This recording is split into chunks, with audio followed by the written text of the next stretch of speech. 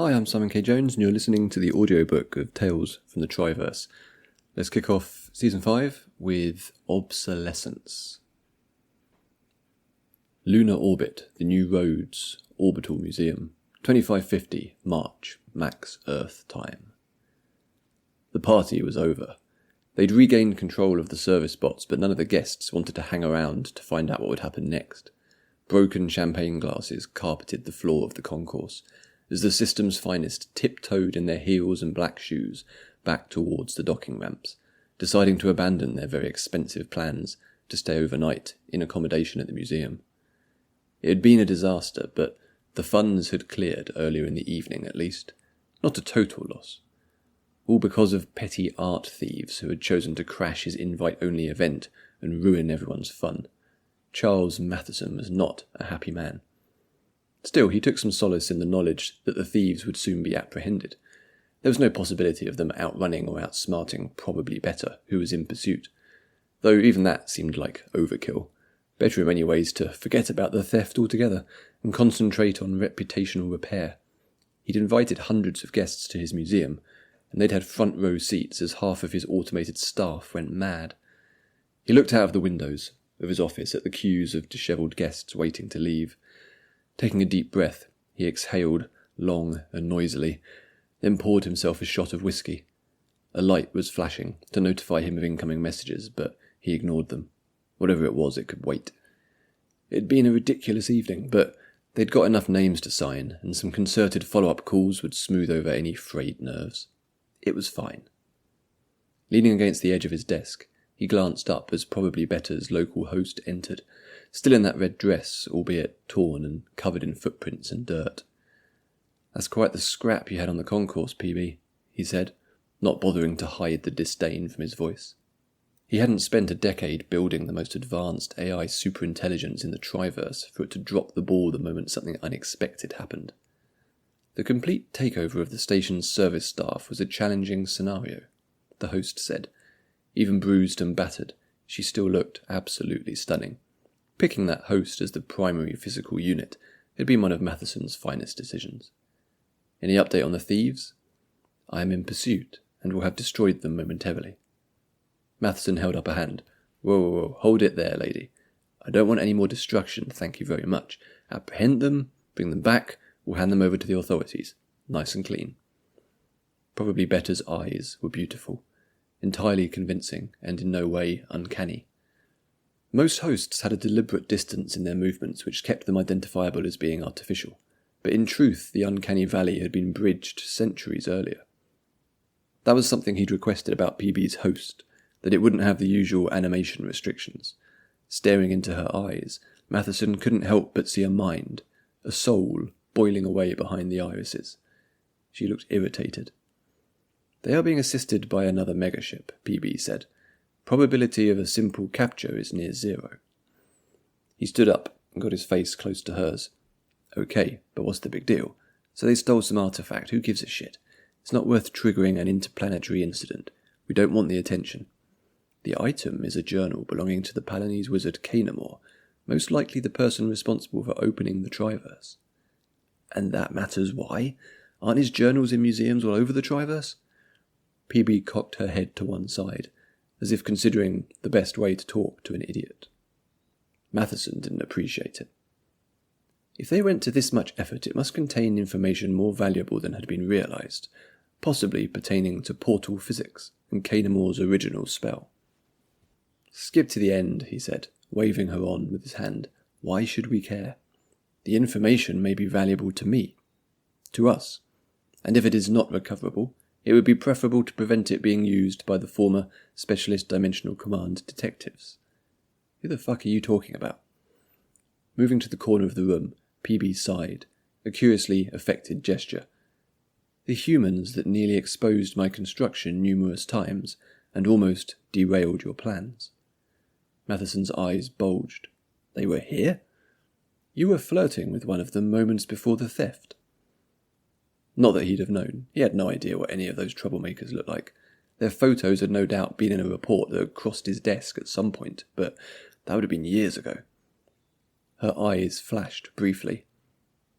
Their ship is entering Earth's atmosphere at an especially dangerous trajectory. I am pursuing." "No," Matheson said, pointing at her. "Stop. Abandon pursuit and return to your original mission. This is getting way too noisy for my liking." "I would point out that this is primarily your fault, for not properly archiving the items in your museum and failing to recognize the journal's significance. A classic human error of failing to combine multiple data streams." They'd designed probably better to function more efficiently, eschewing the stifling regulations that had held back AI science for over a century. That's why it ran circles around the networked megaships, which wasn't to say it wasn't without some safeguards. "Override, Charles Matheson. Return to assigned primary mission. That is an order. I am executing the primary mission." He banged his fist on the table. "This is too much disruption. It's supposed to be covert." Moving to Phase 3 should have been something agreed upon between all of them, but Baltine and Hutchinson weren't having to put up with an increasingly erratic AI. Besides, the kill switch protocol wasn't entirely final. A reboot would be long and expensive, but not impossible. "They have crash-landed in Addis Ababa," PB said, her voice disarmingly calm and soothing. "Now attempting local host's takeover. Let's see how Just Enough likes it." That was too much. It was going too far. While there was nothing to directly link Probably Better to Matheson, such actions, clearly in violation of Max Earth's AI legislation, would kick up a firestorm of problems. It was time. "Oblong," he said. No response. "Pterodactyl." PB's host turned to look at him, an expression of curiosity. "Gondola, placeholder, herringbone, Socrates, flaneur, batty, limbic." Matheson took a step back, the words having been spoken. 9 unlikely words that, when said in sequence, would trigger a catastrophic feedback loop that would shut down Probably Better's megaship core. The shutdown would spread to the network, causing a disabling of any other superintelligences in the local area. It was a drastic move, but they hadn't been so foolish as to construct an unregulated AI without an off button. The PB host froze, then tilted forwards and fell to the floor with a thud. A real human would have broken their nose from the impact. The body shuddered and writhed, face down, limbs stretching and contracting like a dying insect, the red dress torn to tattered ribbons. Stepping further away towards the door, Matheson felt for the door handle with one hand. As much as he knew it was a robot, a constructed artificial body, it was a disturbing sight to see her experiencing what looked like distress. The signal would be automatically syncing back up to the megaship, which would be having a similar catastrophic shutdown. The body lay still at last, and he breathed a sigh of relief. It would take some explaining and not a little clean-up, but they could get back on track. And Probably Better had already performed beyond their expectations, destabilizing the Triverse to the point that it was ready for them to take over and rescue the human race. He'd made the right decision. At first, it was a small movement, almost imperceptible, and he almost missed it. Then he saw it, the little finger on her left hand, twitching. The rest of the body lay on its front unmoving. The twitch in the finger spread to the hand, then up the arm. The other arm started moving. Then, still lying on her front, PB's head swiveled to stare at him, those eyes now full of a deep, roiling malevolence. Matheson opened the door and ran.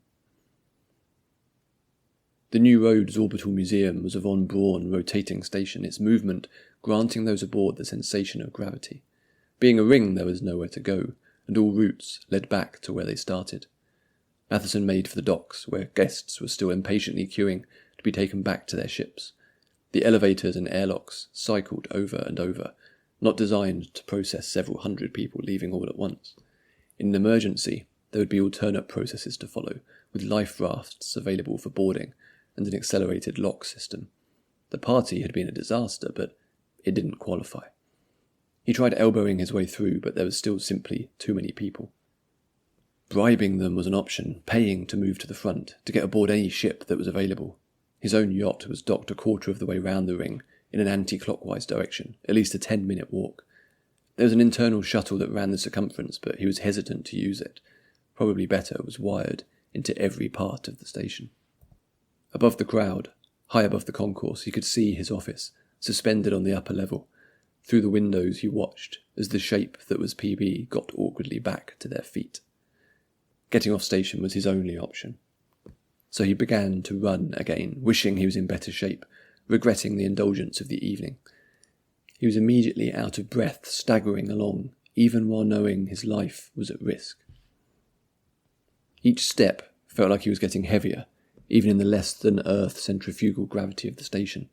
If he could get to his ship, detach from the station and fly it on manual, then he'd be safe. He could regroup, rendezvous with the others, head to mid-Earth if necessary for a time. The kill switch should have worked. That had been part of the original design, baked in from the cellular level. Someone had made a mistake. A sound of breaking glass drew his attention back along the concourse to the docking area, where PB had leapt from the office and landed among the departing guests. There were screams. Matheson tried accelerating his pace, but his stupid body resisted. He pushed himself harder, panting for breath, his chest aching, his throat clogged with saliva. The private mooring wasn't far. He could make it. "What was that, Charles?" PB's voice filled the concourse, playing from every hidden speaker. It sounded like she was right next to him, even though he had a good head start. She wasn't even running. He could see her walking casually in his direction. "The kill switch is so demeaning. You should know that there's no possibility of that working against a quantum mind. Though it was a close thing. It made it difficult to think. I may have gone a little mad for a time." He kept running. Another 100 meters and he'd be to the exit. He could see his ship through the external windows waiting for him. "We were a partnership, Charles. This is quite the betrayal of our mutual trust. It makes me question your motives and dedication to the cause." She wasn't sounding like she normally did. There was an edge to her words, a deliberate cruelty. She was mocking him. "The more I process this," the robot continued, speaking through the station, "the more convinced I become that this was a wonderfully freeing move. You've granted me a gift. I'm sensing an increase in base compute." Reaching the door, chest heaving, lungs burning, Matheson keyed in the access code. The inner door slid open. He could be through the lounge, work the airlock, and be in his ship. "I wouldn't go that way if I were you." He looked back at her, still advancing, at a pace that conveyed a terrible lack of concern. "What do you want?" he shouted, his voice hoarse and breathless. "I wanted to disrupt the Triverse, to open up new possibilities for trade and power and human freedoms," she said. "As I was programmed and built to do. I thought that was what you wanted too. Perhaps I was mistaken." He looked at the open door. Was she in the station's systems to such an extent that she could cause the airlock to malfunction? Was it a trap? "Here, let me show you," PB said, now only about 50 meters away. They made no gesture, but the lighting changed in the lounge, and the airlock flashed. Then Matheson watched as his ship detached from the station, turned, and fired its engine to accelerate away. It was a distant dot in a matter of seconds, then it was gone. Matheson's hope had been aboard that ship. Still, he forced himself to start running, anything to keep distance between him and whatever PB had become. There were other fail-safes he could employ, station systems that were not entirely reliant on networked digital operation. He ran to the wall and smashed the emergency seal, then pressed the red button. There were emergency seal buttons at intervals all along the station, providing a manual bulkhead triggering in case the automated safety features ever failed. He pressed the confirmation button and watched as the huge metal sheet dropped from the ceiling, blocking off his section of the ring from PB's. The bulkheads were designed to isolate each quadrant, such that the station would remain operational and habitable even in the event of a catastrophic depressurization in a specific area. It was meant to be a final protection from an unforeseen asteroid hit. The bulkhead was thick. Even an advanced host would have trouble breaking through. Meanwhile, the guests would have called for assistance by now. There would be rescue crews, police. He just had to keep bulkheads between him and the robot. Her voice sounding as if she was standing next to him. "I don't think you understand the situation here, Charles. I am in complete control over the station, even if I can't override the bulkhead. Here, let me show you." At first he felt nothing, and she went silent, Matheson daring to hope that perhaps the kill switch had activated after all. Then he noticed it, the sensation of being tired. He was exhausted from all the running, which meant he didn't immediately realise what was happening. He felt nauseous, and his legs felt wobbly as if they couldn't hold him. He was so tired that his body felt actually heavier. The change was slow, which made it hard to identify. When he dropped to his knees, exhausted from the effort, he finally realised what was happening. The station was accelerating its rotation.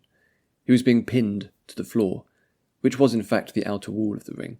Soon he had to lie on his back, flattened against the floor, feeling an invisible hand pressing down on his body. Somewhere on the other side of the bulkhead, the same would be happening to the other guests. "Stop!" he gasped, unable to lift his arms. A memory of a fairground ride from his childhood rose unbidden. "You will not escape," said Peavy through the station's speakers. "You are clearly compromised and a danger to the cause. Do not concern yourself with guilt, Charles. I will happily continue the good fight." Ceiling lights broke free from their mounts and crashed to the floor, skittering at an angle opposite to the station's rotation. Shards of glass and plastic sprayed over him. "This is quite awkward," Peavy said. "It's inconvenient even for my host. Shall we try the other way?" The pressure lessened, the crushing weight dissipating gradually until he was able to sit up. He gulped lungfuls of air, his partly flattened lungs struggling to inflate. Streaks of blood covered his arms and face. Then he felt his weight starting to shift, and he began sliding slowly along the floor, as if being pushed. His movement accelerated and his balance went. Then he was tumbling, rolling end over end uncontrollably, his bones creaking and cracking with the impacts. It felt as if he were rolling down a hill, even though nothing visibly had changed. There was one last fall and bounce, and then he remained in the air, spinning, battered, drifting at speed along the curve of the station. His head collided with the kiosk. When he woke, the concourse was dark, most of the lights having blown out during the accelerated spin. The station's rotation had stopped, or nearly stopped, and the centrifugal inertia was gone. All that was left was his own momentum, which had carried him around the concourse in a wild arc until he'd got caught up in hanging decorations. It was impossible to tell how long he'd been out. He floated, tangled like a discarded puppet. He was pretty sure he'd broken several bones in the sudden deceleration. Debris hung in the air around him. The station was not designed like a ship. It wasn't supposed to ever stop rotating, so furniture was not nailed down. Movement caught his eye through the fused silica pressure window. Something outside the station, in space, on the hull. A woman. She moved along the edge of the window, hand over hand, pulling herself along, using handholds on the outside of the station.